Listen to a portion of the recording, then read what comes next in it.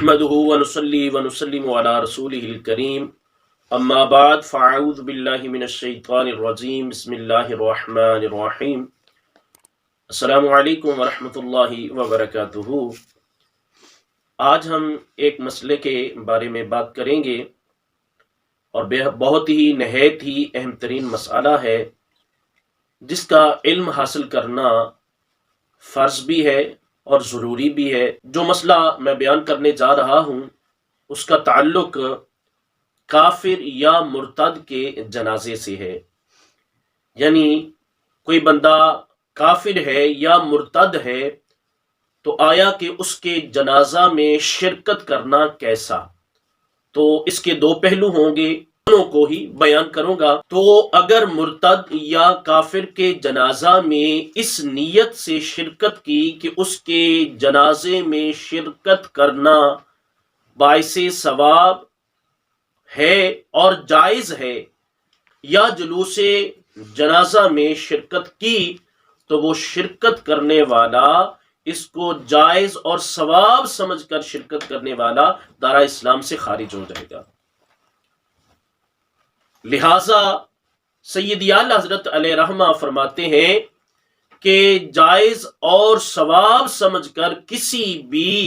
کافر یا مرتد کے نماز جنازہ میں شرکت کرنا، شریک ہونا، یہ کفر ہے۔ اور فرمایا گیا کہ جب کبھی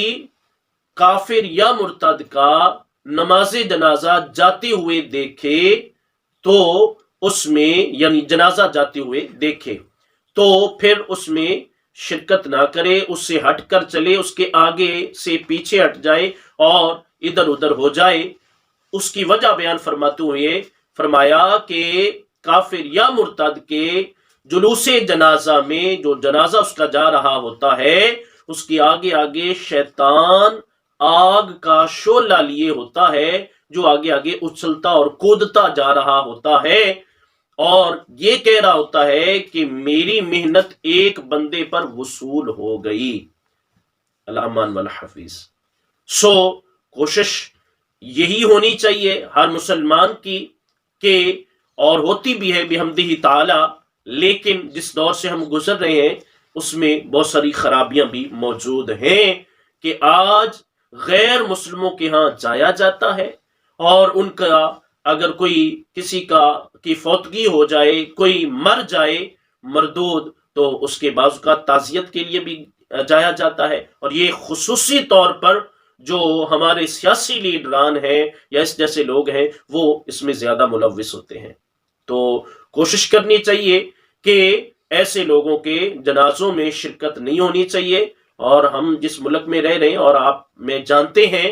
کہ یہاں تو ایسے لوگ بھی پائے جاتے ہیں جو قادیانیوں کو اپنا بھائی سمجھتے ہیں اور کفار و مشرکین سے ہمدردیاں بانٹتے ہیں، اور بالخصوص اگر ان کا کوئی مر جائے تو وہ ان کے ہاں جاتے ہیں اور تعزیت کرتے ہیں، تو ایسا جائز نہیں ہے۔ تو یہ ایک پہلو تھا کہ کار ثواب سمجھ کر یا جائز سمجھ کر کفار کے جنازے میں شرکت کرنا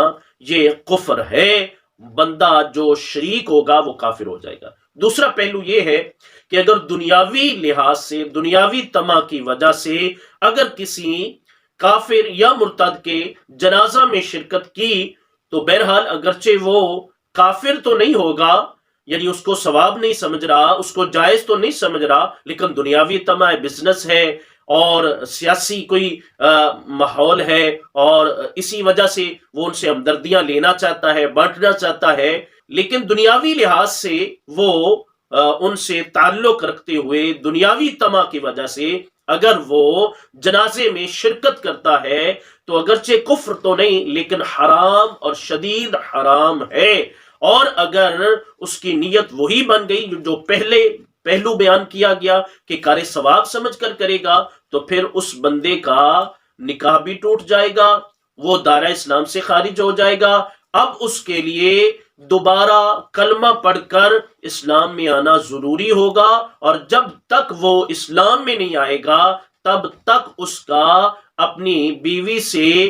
قربت کرنا یہ بھی ناجائز اور حرام ہوگا، اس کو تجدید نکاح بھی کرنا ہوگا اور تجدید اسلام بھی کرنا ہوگا۔